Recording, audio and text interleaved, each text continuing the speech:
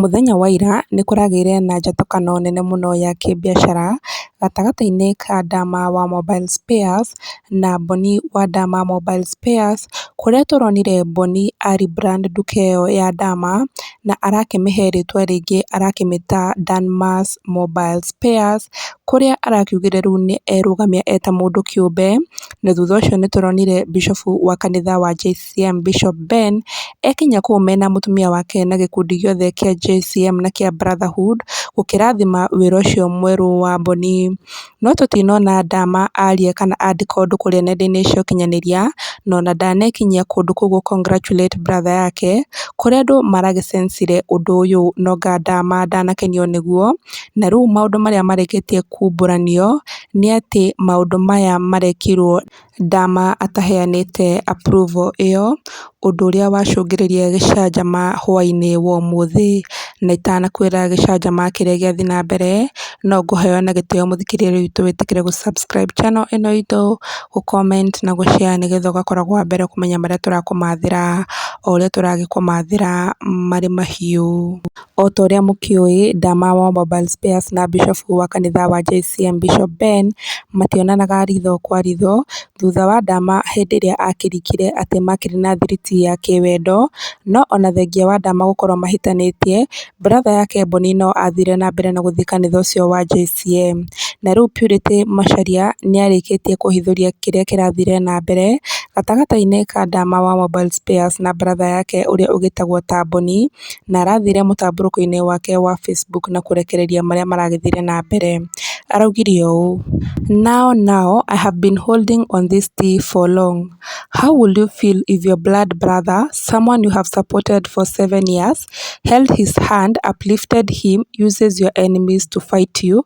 Imagine that sister who opened a shop for you when you had zero account balance, traveled with you worldwide, but instead of showing appreciation, you decide to choose her enemies over her. Unappreciative to the core. Ĩyo nĩyo ndũmĩrĩri ĩrandĩkirwo na arathiĩ na mbere na kuga, someone gives you 3 million stock, you pay in installment, and when she approaches you about the choices you are making in life, you show her the middle finger and rebrand yourself with utadu attitude. With no capital, supplier saying no to credit purchases, won't you sell your business's secrets to competitors in exchange of kumwagiwa mzigo na credit? Purity Macharia ndanatigire hau, no athiĩte na mbere na kuga, may God protect us from relatives who secretly wish to see us fail. You will remember that sister you have turned into an enemy very soon. There are some bridges we don't burn no matter what. Ũguo nĩguo Purity athiĩte na mbere na kũhithũria, akiuga atĩ Boni araheirwo rũni rwa mirioni 3 nĩgetha ahote kũ rebrand biacara ĩyo arĩhe polepole. Andũ makaruta mĩhũa yao ũyũ ambĩrĩirie: The guy is equal to the task. He has all it takes to run the business. There is no harm in him establishing himself. In most cases, relatives who claim to help you or lift you up are toxic. Ũyũ ũngĩ nake agagĩcokia na akauga very true. Ũyũ ũngĩ nake no agĩthiĩte hau comment section na akaruta mĩhũa yake na akauga atĩ, is there any harm in choosing to grow independently? Okay, is he not equal to the task? The market is so wide to accommodate everyone. After all, if the sister was building him genuinely, she should be happy for him and wish him well in all the doing. Ngonyi ndĩtũire yongaga nĩ ĩgimaraga.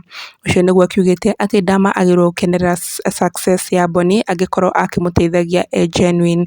Ũyũ ũngĩ nake no agĩthiĩte na akauga, I wish he could have gone on his own without hurting the sister. That would have been a family empire. Wangefanya kama wale brothers wa Raha na Spencer. Ũyũ agacokia, he agreed to be used. Ũguo nĩguo andũ marakiuga atĩ Boni nĩ aragĩtĩkĩrire kũhũthĩka nĩ enemies a Dama nĩgetha mamũ put down. Ũyũ ũngĩ nake nĩ athiĩte na mbere na akaruta mĩhũa yake na akauga atĩ, I think it's time he grows independently as well. He has rode on the sister's shoulders for a while. Wacha apambane. You cannot hold someone hostage just because they are your sibling. Ũcio nĩguo akiugĩte, akauga atĩ rĩu nĩ ihinda rĩa Boni gũkorwo akĩrũgamia mũndũ kĩũmbe tondũ ndangĩgĩtũra hau. Simon Mwangi Mũthiora nake nĩathiĩ na mbere na ahithũria maũndũ andĩka atĩ kwanyitana o rĩmwe Bypass na Ruiru. Ũguo nĩguo Mũthiora andĩka na ndanagĩtigĩra hau, nĩathiĩ na mbere na kumbũrania marĩa marathiĩ na mbere gatagatĩ ka Ndama na Boni akĩandĩka atĩ breaking: the newly rebranded Danmar's Mobile Spares kwa Boni Ruiru branch has been indefinitely closed following a court order issued this evening. Sources privy to this matter say that Damaris Mureithi has claimed ownership of the premises, the stock and the staff. Ũguo nĩguo Mũthiora arĩkia kũhithũria atĩ nduka ĩyo Boni ararebrandire nĩyarĩkia kũhingwo hwaĩ-inĩ wa ũmũthĩ. Andũ nĩmaruta mĩhwa yao na mauga atĩ but he did his sister bad, how can you side with your sister's enemies? Surely I support Dama. Ũyũ nake amũcokeria it means I hate my friends because they don't talk to my brother. Akĩmũria kĩũria akĩenda kũria kana Boni akĩagĩrĩrwo nĩ gũkirĩra Bishop tondũ nĩmakĩhĩtania na Ndama. Ũyũ ũngĩ nake no athiĩ hau comment section na auga atĩ did Boni sit down with Dama and discuss this before splitting? If not, so I support Dama. Ũyũ amũcokeria but the capital and employers were for Dama. Pride comes before a fall. Hata yeye Boni could have some respect, at least ambie Dama and maybe Dama could have supported him. Ũyũ amũcokeria exactly, maya nĩ matharau. Andũ marakiuga korwo Boni nĩaikarĩtie Ndama thĩ na akamwĩra Ndama nĩangĩamũsupportire 100% rather than doing everything behind her back. Ũyũ akauga the brother spoils chances for other family members, so sad. Ũyũ akamũcokeria too far fetched. Ũyũ ũngĩ nake no agĩthiĩ hau comment section na aruta mĩhwa yake na akĩandĩka atĩ the brother has agreed to be manipulated against a thriving family business. Why, what would make him betray a sister that stood by him? Ũyũ amũcokeria how sure are you? Andũ marakiuga atĩ Boni nĩakĩhũthĩka nĩ enemies a Ndama nĩgetha gũ put her sister down, of which gũtiagĩrĩirwo nĩ gũkorwo guo. Mũthikĩrĩria witũ no nyende kũmenya mawoni maku na tũkũhinga na ũyũ akiuga shop and staff belongs to Dama Ruiru branch. Bishop misled Boni, which is betrayal to the sister, but I hope my bro Boni will come back to his senses. Ũcio nĩguo akiuga na ũyũ akĩrĩkia na kuga this Dama isn't a good person, it may end in premium tears, she may end up breaking and losing her brand. Mũthiora akĩmũcokeria how now, so the brother has the right over her properties.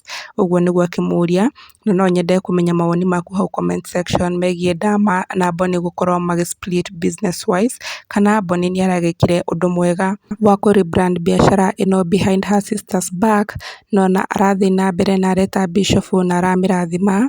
Ndama atamũhete approval na aramĩcenjia rĩtwa kuonania atĩ nduka ĩno ĩrakĩrĩ ya Ndama no na staff mararĩa Ndama, koguo noga nĩarakĩhĩtirie mũno nĩ kwaga gũikaria Ndama thĩ na akĩmwĩra mwerekera ũrĩa arakĩenda kuoya. No nyende kũmenya mawoni maku na ngũririkania na gĩtĩo wĩtĩkĩre gũ-subscribe, comment na gũ-share channel ĩno itũ nĩgetha tũgĩthiĩ na mbere na gũkũra twĩ hamwe.